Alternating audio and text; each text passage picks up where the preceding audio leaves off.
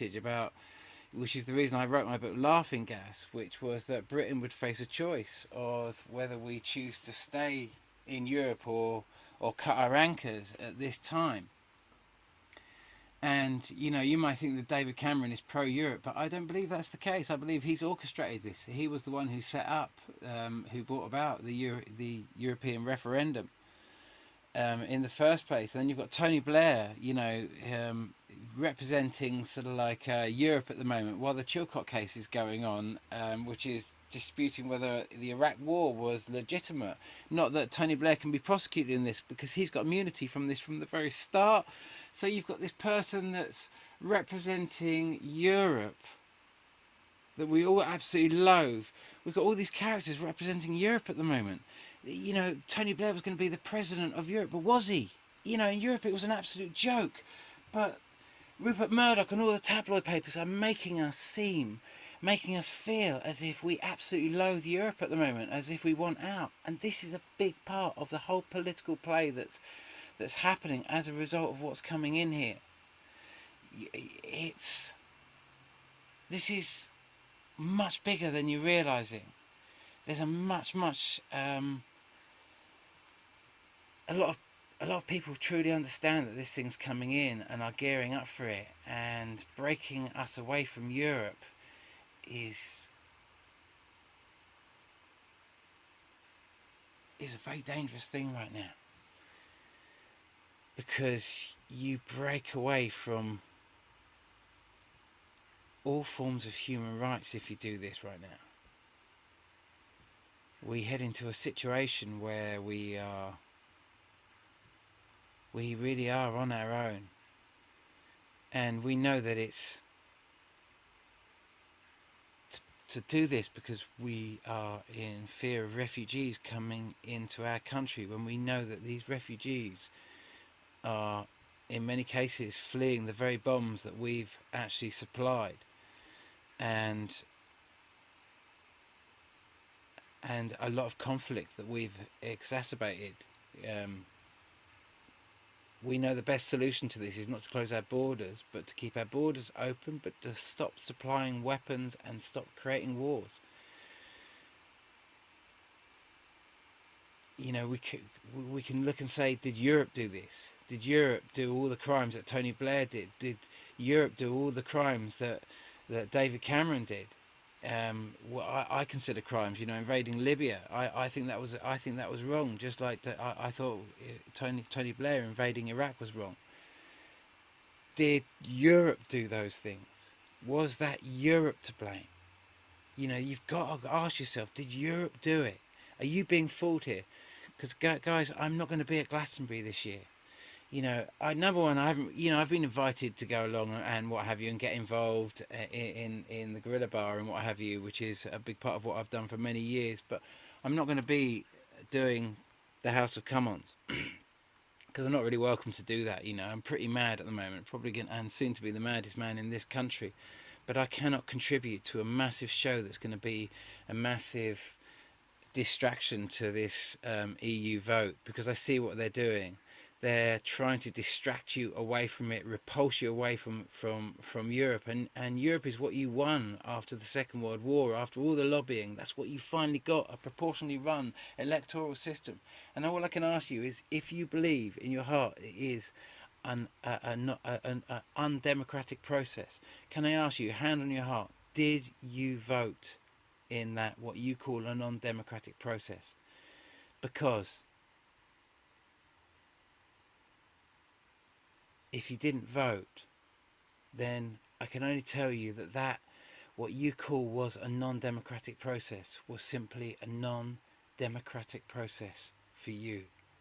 Europe didn't do this, guys. Tony Blair, our horrible government, David Cameron, you know, these are all, you know, you can't blame Europe for this. You're being fooled. You're being fooled.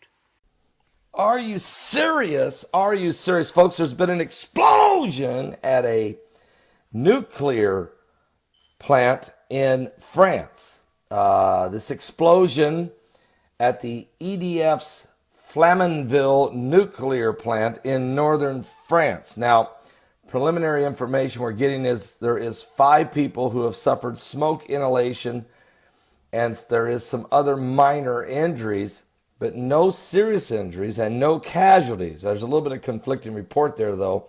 So it's a fluid situation. Now, immediately they've released, authorities are saying that there is no risk of contamination, and the blast took place in the engine room of the Flamanville plant, which is 15 miles west there of across from the Channel Islands. So there's still, this is very, very, very early beginning stages of it. They said it was a ventilator that exploded outside the nuclear zone, and there is no risk of radiation or nuclear contamination. So we'll leave it there. It's a very fluid situation early. I heard those same things at Fukushima during the earthquake. So yeah, when it comes to nuclear, I've never once heard anybody say nuclear explosion, definite radiation contamination, everybody run. No. Okay, so it's too early, but that's the preliminary report. I'll put the link below, and we'll wait and see what comes out of that. There will be no live broadcast today, as it is a travel day. No live broadcast today. I will be doing YouTube videos later today, but tomorrow I will be broadcasting live, all right? So God bless all of you. And keep watching. We got some YouTube videos. I got another YouTube video I'm going to do right now about an article that was written in Breaking Israeli News that has to do with the moving of the Washington Embassy and the rebuilding of the Third Temple. I'm in the article. I was interviewed yesterday. So are 2 other Christians, and I think also a rabbi. It's all tying in together. It's a pretty powerful article. Check it out. I'll do a video on it in just a moment. Give your life to Jesus Christ. We're in the last days. Pray for France. Are you serious? Are you serious, folks? We got issues. We've got a major, mega earthquake just off the coast of El Salvador. A 7.0. Now, it was first reported at 7.2. The U.S. Geological Survey has brought it down to 7.0. It just happened about 48 minutes ago. It rattled El Salvador, the Pacific coast there, but there's no immediate reports yet of damage or injuries, but it's way too early. Way too early in that part of the world. It's just too early. They just can't get the media, they just can't get the reports out quick enough. I'd almost guarantee you we got some problems. Now, the one major concern you got to have here is a tsunami, because this thing was extremely shallow, only 10.3 kilometers, 7.0, rocking, shaking, rattling, and rolling in El Salvador. Matter of fact, reports are the possibility, there is a tsunami alert. I repeat, there is a tsunami alert. Possible waves as high as 6 feet are expected to hit the coast of El Salvador, also expected to hit the coast of Nicaragua. All right. Now, and Nicaragua has also put out a tsunami alert. The quake was 92 miles off the coast of El Salvador. And also, don't forget, Nicaragua is already dealing with Hurricane Otto. What?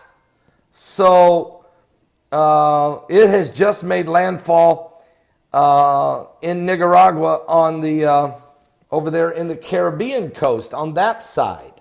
So Nicaragua has a hurricane Otto hitting it right now, and then a potential tsunami, a 6-foot-high wave coming to the other side of the coast because of an earthquake off the coast of El Salvador. We're going to keep a close eye on all of this because this is really, really, really strange situation. I mean, you talk about rare. This is extremely rare. Matter of fact, I'm just going to do one quick update on the Hurricane Otto right now. And and just see where we stand with this thing as it's making landfall. Yes, they're now expecting life-threatening flash flooding taking place as Hurricane Otto is making landfall in Nicaragua. Possible mudslides, landslides, Nicaragua and Costa Rica. So Hurricane Otto hitting Nicaragua over on the Caribbean side, and an earthquake sending a tsunami toward Nicaragua, on the other side. Are you serious? You talk about the apocalypse. The apocalypse. I mean, that's really about what you've got going on here off the coast of El Salvador and Nicaragua. We'll continue to keep a close eye on all of this, Costa Rica as well. And there's been chaos around the world, scaffolding collapsing in China, killing 67, a car bomb in Iraq, killing 57, a car bomb in Turkey, killing 2 and injuring 33. There's been a mass shooting in Louisville, Kentucky, killing 2, wounding 4. There's outrageous fires, just wildfires burning out of control all over Israel, including the Haifa area where 60,000 people have been evacuated, and there's fires burning now in the city of Jerusalem. These are arsonists. Now it's being determined they have been set by arsonists, and Prime Minister Benjamin Netanyahu is doing everything he can, and he's asking other countries to come help him. The Russians have arrived. Croatia is helping. Cyprus is helping. We still have heard no word yet from President Obama and the United States. But that's where we're at right now. Pray for Israel. And boy, this is crazy what's going on right now. I'll be back with more current world events and how they relate to Bible prophecy. You say, well, Pastor, there's nothing in here about this in the Bible. Well, apparently you haven't read the signs of the end times, because in Matthew 24, the Bible says there'll be false Christs and false prophets shall rise, and they shall deceive many. You shall hear of wars and rumors of wars. See that you be not troubled. For all these things must come to pass. The end is not yet. For nation shall rise against nation, and kingdom against kingdom. There'll be famines, pestilence, earthquakes in divers places. Now here's what it also says. These are beginning sorrows. That's Matthew 24. But if you run over to Luke 21, it says there'll be signs in the sun, the moon, and the stars. Distress of nations with perplexity. Well, that's a lot of car bombs and wars. There'll be commotions. There'll be signs in the sun, the moon, stars, and distress of nations with perplexity. The sea and the waves roaring. All right. Men's hearts have failed them for fear, for looking after those things coming upon the earth, for the powers of heaven shall be shaken. Then shall they see the Son of Man coming in a cloud with power and great glory. When you begin to see these things come to pass, folks, he says, look up, lift up your head, for your redemption is drawing nigh. Pray for Nicaragua and El Salvador as this earthquake and tsunami alerts, 7.0 earthquake with tsunami alerts, and simultaneously Hurricane Otto, huge, it's a monster coming ashore on the other side of Nicaragua and Costa Rica. Are you serious? Give your life to Jesus Christ. This is the last days of chaos.